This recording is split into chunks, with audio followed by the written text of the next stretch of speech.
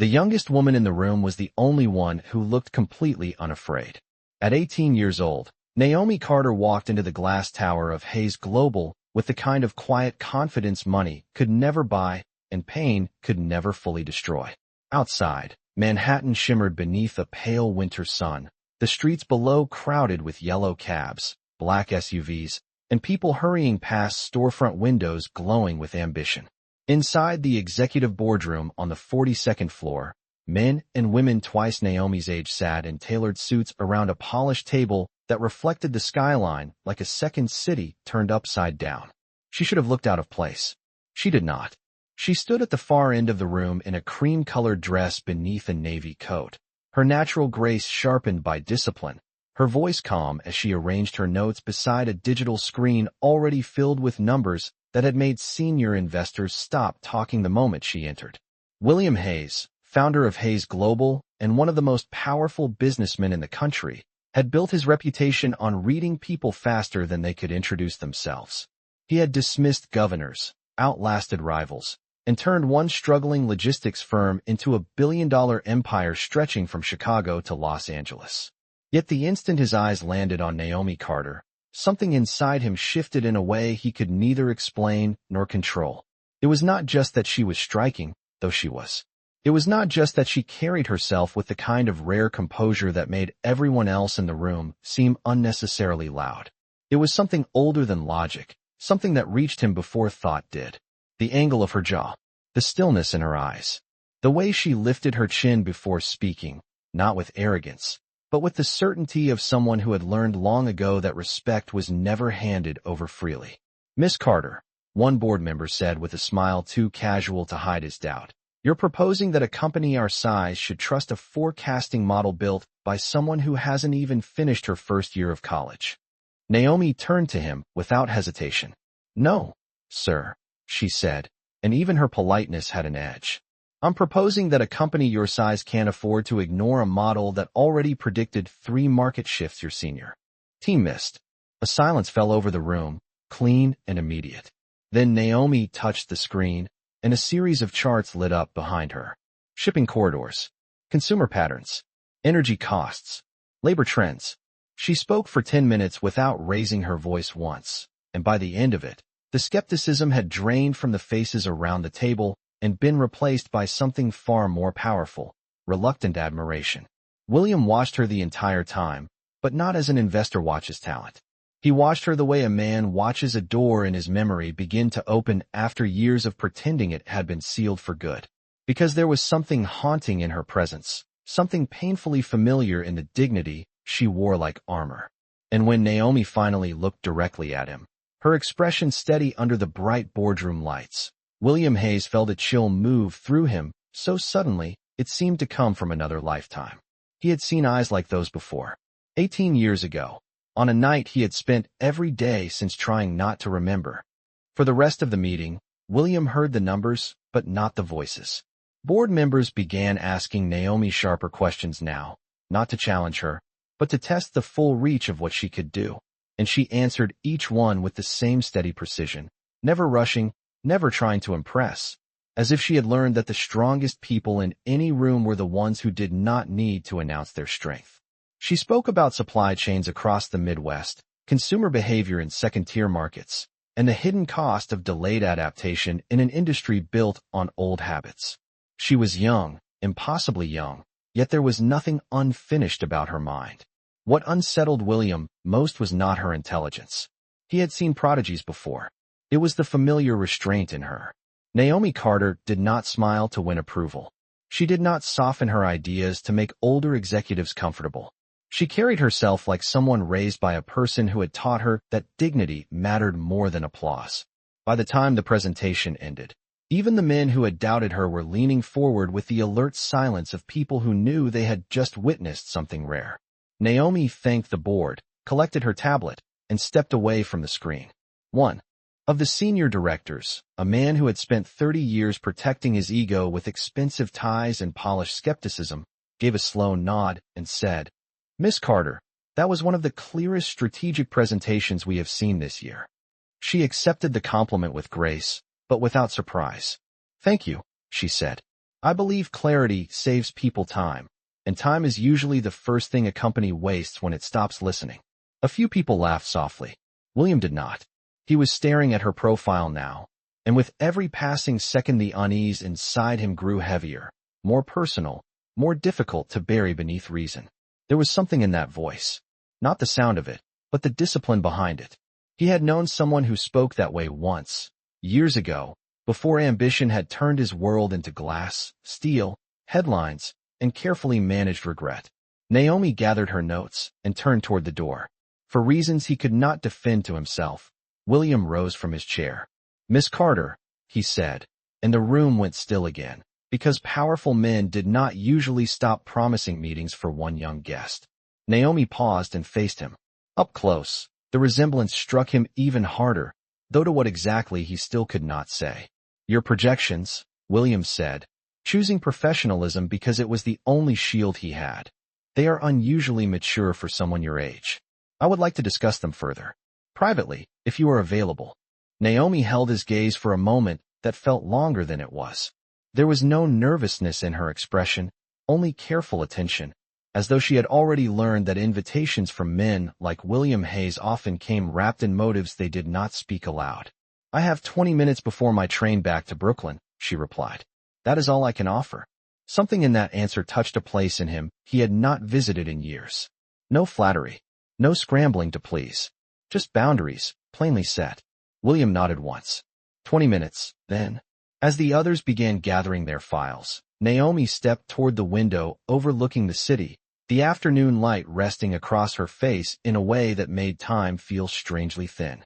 And in that suspended hush, William remembered another winter light, another woman standing near another window, one hand resting over a child not yet born, looking at him with quiet devastation while saying almost nothing at all.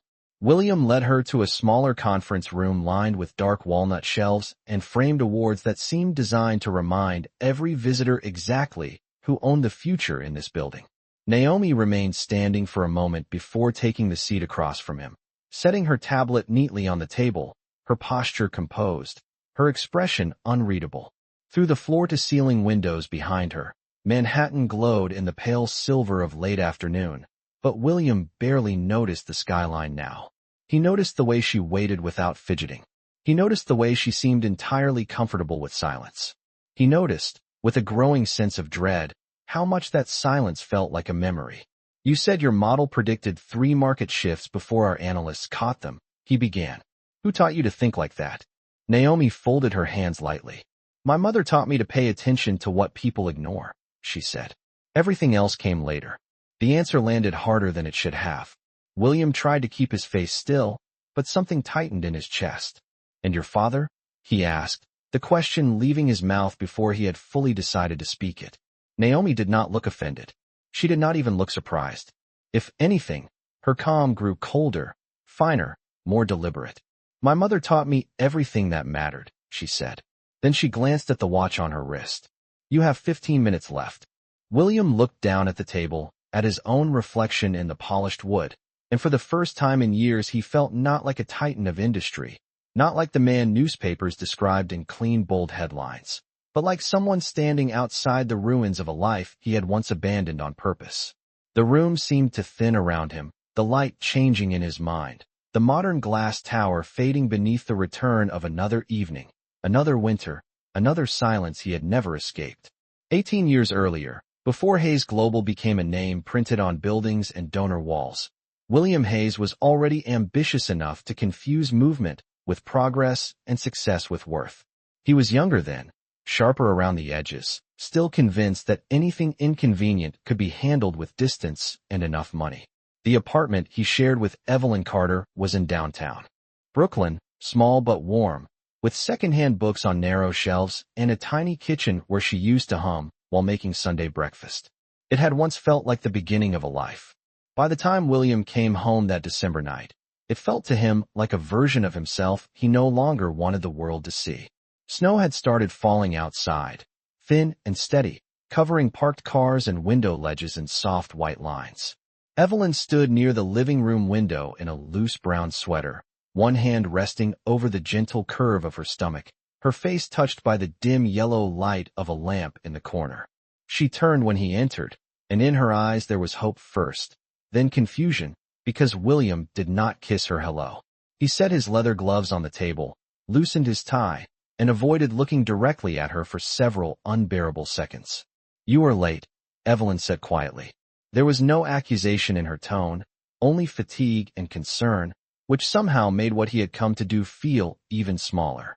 On the coffee table lay a stack of unpaid bills, a folded baby blanket her aunt had mailed from Atlanta, and beside it a glossy brochure for a townhouse development in Connecticut that William had brought home days before and never discussed again. Evelyn had been dreaming aloud about nurseries and paint colors and whether the baby would have his eyes. William had been thinking about investors, board appointments, and a new circle of people who admired polished success but had no interest in a struggling young wife with tired hands and a child on the way. William did not sit down right away. He stood near the table with one hand resting on the back of a chair, as though remaining upright could somehow make what he was about to say less final. Evelyn watched him with the still patience of a woman who had already been carrying too much for too long. The apartment was quiet except for the low hum of the radiator and the muted sound of traffic several stories below. A taxi horn drifted in from the street. Somewhere in the building, a television laughed for an audience that was not there. Ordinary sounds. Ordinary winter. And yet the room had begun to feel like the edge of something neither of them could step back from. "I have been offered a position," William said at last, his voice carefully measured, as if precision could excuse cruelty. "It changes everything." Evelyn looked at him for a long moment, then at the brochure on the table, then back at his face. "That is supposed to be good news," she said quietly. "So why does it sound like you are saying goodbye?"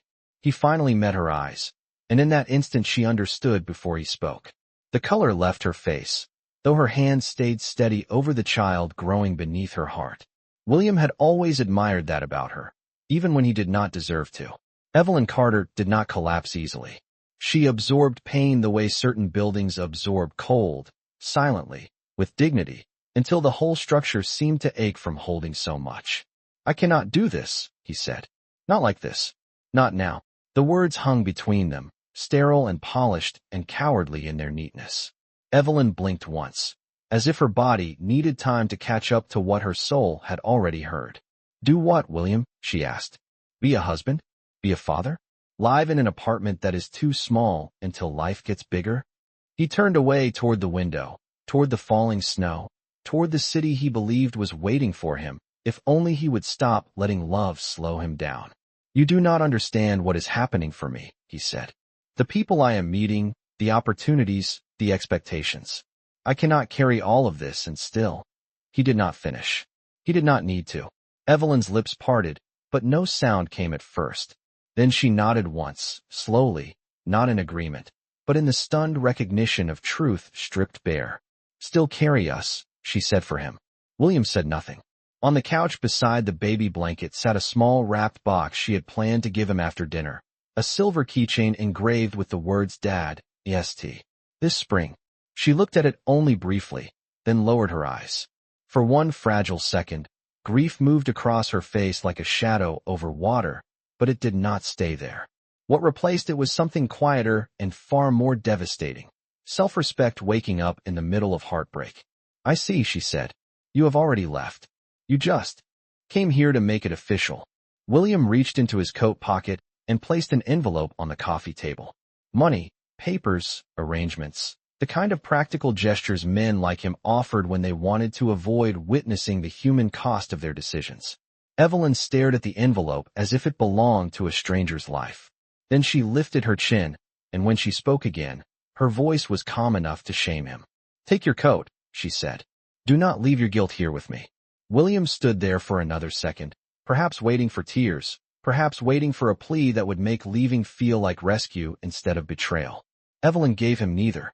She remained beside the window in her brown sweater, one hand over her stomach, the other resting lightly against the sill, her posture so still that the whole room seemed to bend around her silence. Outside, the snow kept falling over Brooklyn in slow white sheets, soft enough to look merciful from a distance. Inside, Mercy had already left with the future William had chosen for himself. He picked up his coat, glanced once toward the small wrapped box on the couch, and then toward the envelope he had placed on the table. "You will need it," he said, almost defensively. Evelyn did not even look at the money. "What I need," she answered, "is not in that envelope." The shame of that landed somewhere deep, but not deep enough to stop him. William took one step toward the door, then another, and in those few seconds a marriage ended not with a slammed voice or broken promises, but with the cold efficiency of a man protecting his ambition from the weight of his own humanity. At the threshold, he paused, though whether from doubt or instinct even he could not have said. He almost turned back, almost asked if she had eaten, almost looked at the baby blanket folded beside the unpaid bills, and remembered that life had once seemed simple enough to build with love and patience. But almost was the language of cowards, and William Hayes had already chosen what kind of man he would be. The door closed gently behind him. That was the part Evelyn would remember for years. Not a dramatic goodbye, not raised voices, just the soft click of a lock and the realization that abandonment could sound unbearably polite. For a long moment, she did not move. Her breath trembled once, then steadied. She pressed both hands over her stomach and lowered her eyes, not in weakness, but in a private act of protection, as if shielding the child from the shape of this night. The apartment felt suddenly larger, emptier, every object sharpened by absence. The bills, the baby blanket, the little silver keychain in its wrapping paper, the brochure for a house that would never belong to them. Evelyn crossed the room slowly and sat down on the couch, careful with the weight of her body, careful with the life inside her, careful with the grief that threatened to rise too fast if she gave it permission. She reached for the small box and turned it over in her fingers. "Dad, EST. This spring." She stared at those words until her vision blurred, then placed the gift back down exactly where it had been, as though dignity could be preserved in small acts of order when everything larger had come undone.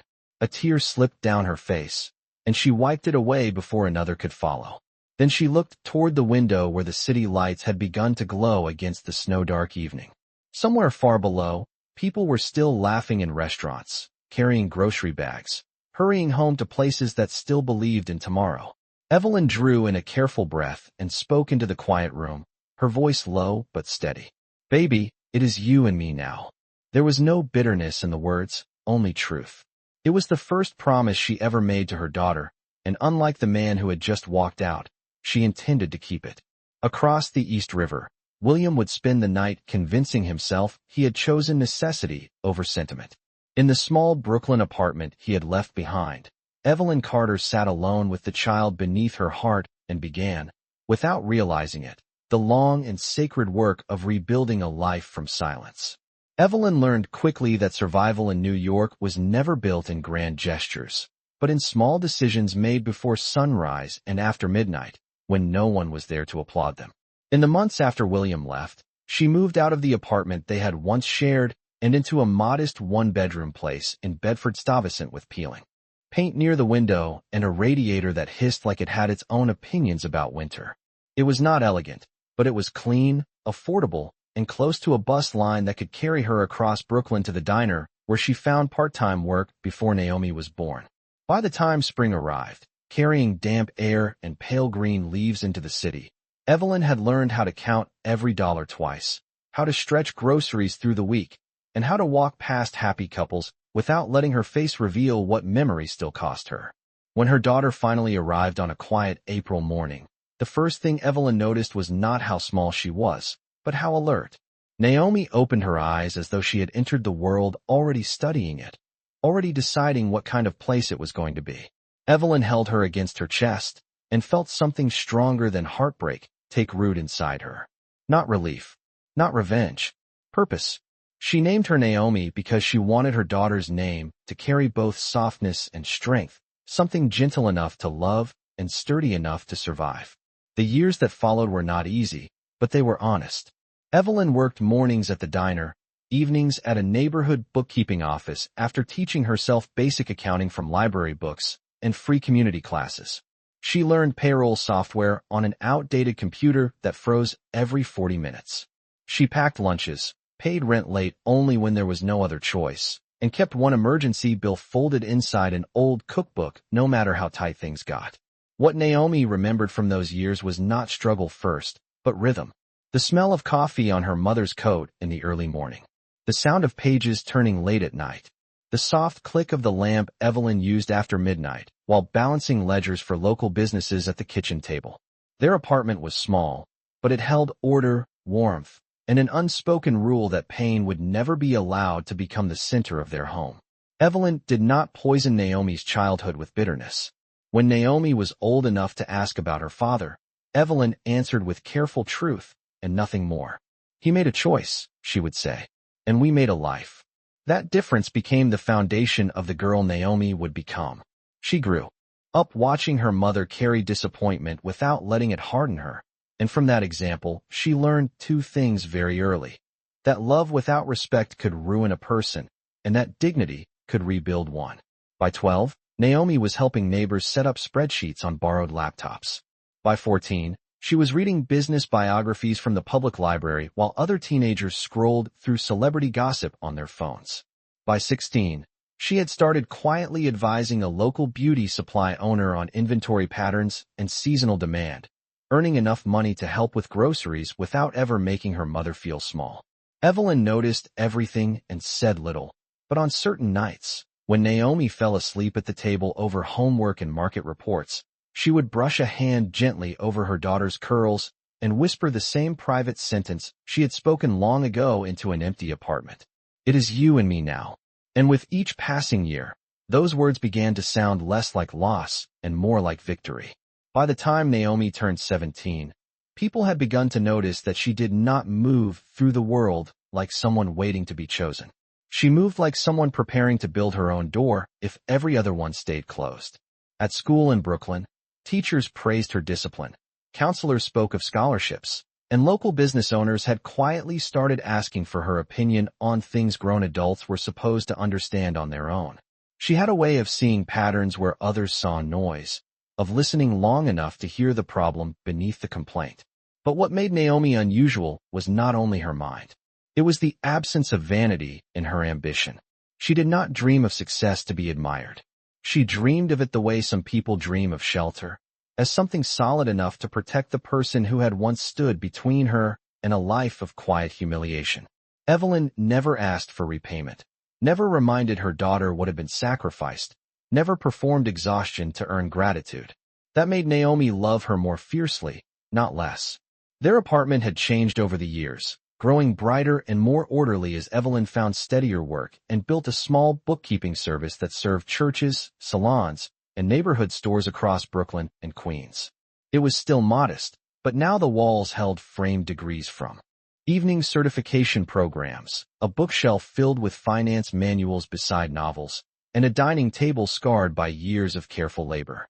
That table had become its own kind of altar. Naomi studied there. Evelyn worked there.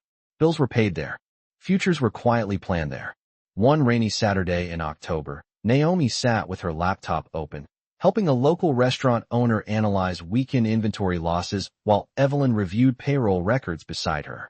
The windows trembled softly with weather, and the apartment smelled like cinnamon tea and printer ink. "You see this pattern?" Naomi asked, turning the screen toward the man on the video call. "You are ordering like every weekend will be full, but your actual foot traffic drops almost 20% on rainy Saturdays. That is where your money is going." The restaurant owner blinked, then leaned closer to the screen. "How did you catch that?" Naomi gave a small shrug. "Because no one checks what the weather is doing to the numbers." After the call ended, Evelyn looked at her daughter with the kind of pride that was too deep to become performance. "You make things sound simple," she said. Naomi smiled faintly. "Only after you taught me not to panic in front of hard things." Evelyn lowered her eyes for a moment, as if receiving praise still made her shy, then returned to her paperwork. Those were the moments Naomi carried with her most. Not speeches, not celebrations, just her mother in lamplight, wearing reading glasses and a soft sweater, building stability line by line with hands that had once trembled in a colder season and now knew exactly what they were worth.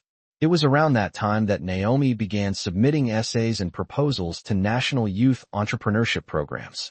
She entered competitions, pitched data-driven ideas, and won more often than she lost.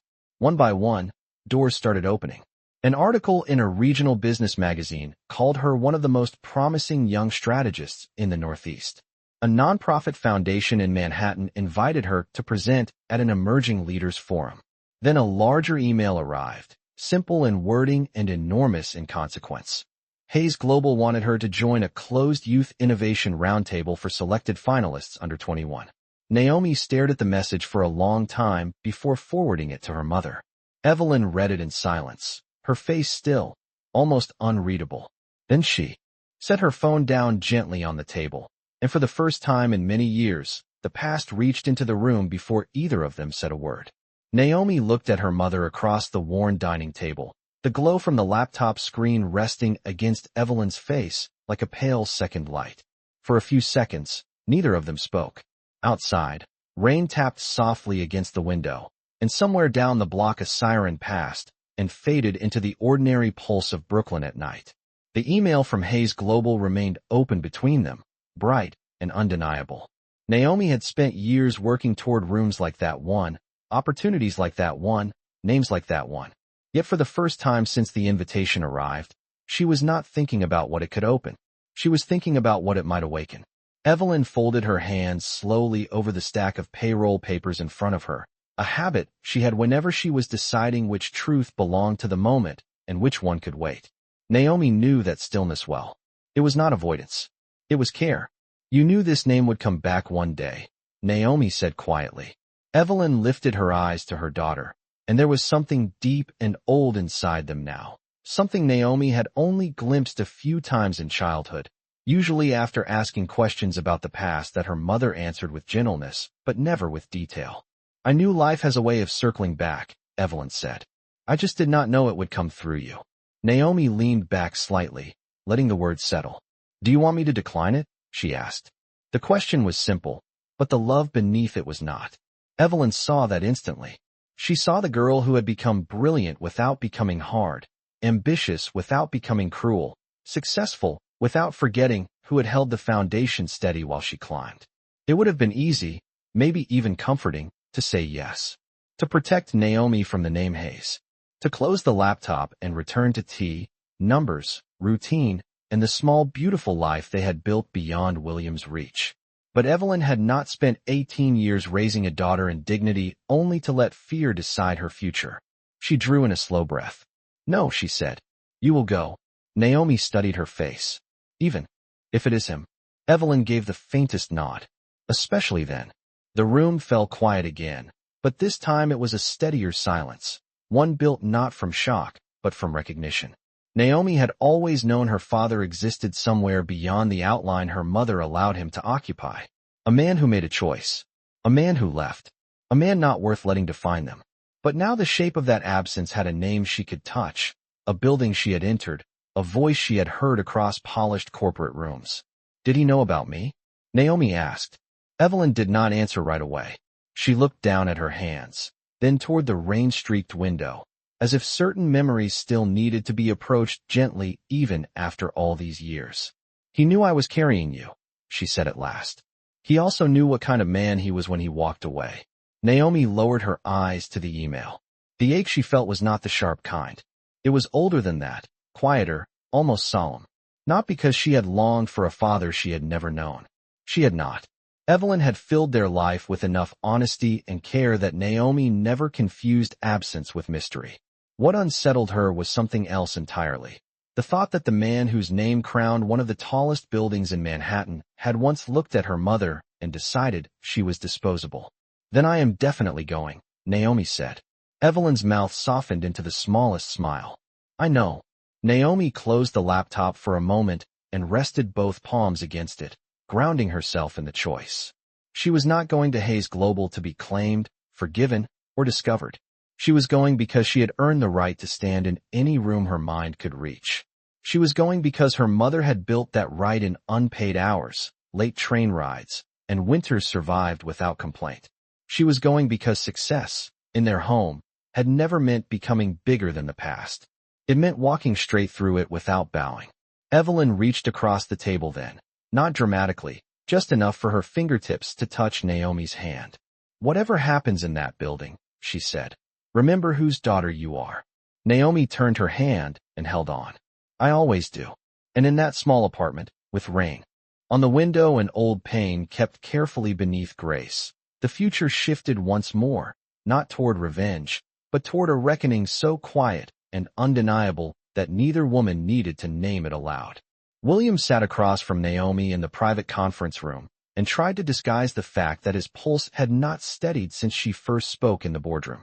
He had built an empire on instinct, on reading risk before it arrived, on sensing weaknesses in markets and men, yet nothing in his years of power had prepared him for the quiet force of this young woman sitting across from him with her hands folded beside a tablet and her gaze level enough to make the room feel honest against his will. Your mother must be extraordinary, he said, though the words came out more softly than he intended. Naomi did not smile at the compliment, as most young people would have. She accepted it as fact. She is, she replied. Everything I have. She built the foundation for. William nodded once, but the sentence struck him with a weight far beyond admiration. He could picture Evelyn now with painful clarity, not as memory had distorted her over time, but as she had really been, steady, intelligent, warm without being weak, proud without ever needing to announce it. He remembered the tiny apartment in Brooklyn, the worn books, the little baby blanket on the couch, the way she had stood by the window that night with one hand over the child he had chosen not to know. What does your mother do? He asked, though every question now felt like trespassing. She owns a bookkeeping service, Naomi said. Small business accounts, payroll support, tax prep, financial cleanup for community organizations. She started with almost nothing. William lowered his eyes for a moment. Almost nothing. The phrase carried its own indictment. He had once believed Evelyn would not survive without him. Now he was sitting across from living proof that she had done far more than survive. And your last name, he said carefully, each syllable sounding strangely fragile in his own mouth. Carter. That is your mother's name. Naomi held his gaze. It is the name that stayed. There was no anger in the sentence, which somehow made it sharper. Just truth, precisely placed. William leaned back slowly, and for a second the air in the room seemed thinner than before. A lifetime of polished language failed him. He wanted to ask when Naomi had been born, where she had grown up, whether Evelyn had been alone at the hospital, whether there had been moments when his daughter learned to walk or read or dream while he was smiling for magazines and investors and donor dinners. He wanted to ask 100 questions, all of them 18 years too late. Instead, he said, "You sound like someone who has had to learn early what matters." Naomi glanced toward the window where the city stretched beneath the fading afternoon light. My mother made sure I learned the difference between what shines and what lasts, she said. William felt that one settle into him with terrible precision. That had been the difference, had not it? He had chased what shined. Evelyn had built what lasted. A soft knock came at the door, and his assistant stepped in to remind him that he was due upstairs in 15 minutes for the annual Hayes Foundation Gala Planning Reception, a press-heavy event where donors, executives, and selected young honorees would be formally introduced. William thanked her without really hearing the rest. Naomi checked the time on her watch and began gathering her things. That is my train if I leave now, she said. William stood as well, reluctant in a way that surprised him. You are invited to remain for the reception this evening, he said. The foundation board would benefit from hearing more from you. Naomi slid her tablet into her bag. I was not told there was an evening event. Consider this a personal invitation, William said. Naomi paused. Something unreadable passed across her face, as if she were measuring not the offer itself, but the man making it. Then she gave a small nod. I can stay for 1 hour. William exhaled almost imperceptibly. Good. As she moved toward the door, Naomi turned back just once. My mother taught me something else, she said. William looked at her. What is that? Her expression did not change. That rooms built on power reveal people faster than rooms built on comfort. Then she walked out, leaving William alone in the polished stillness with the first clear understanding that whatever waited for him that evening would not feel like business at all. It would feel like judgment.